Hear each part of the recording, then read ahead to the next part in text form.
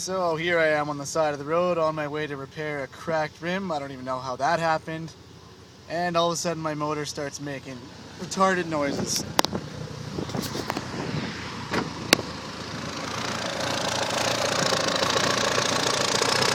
This is a fairly brand new motor here, maybe 11,000 kilometers, maybe 12,000.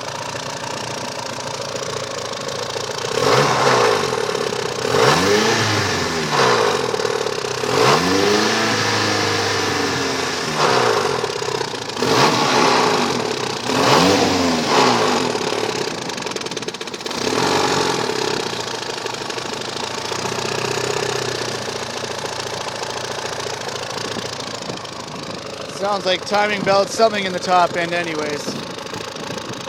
I hope I wasn't covering that the whole time.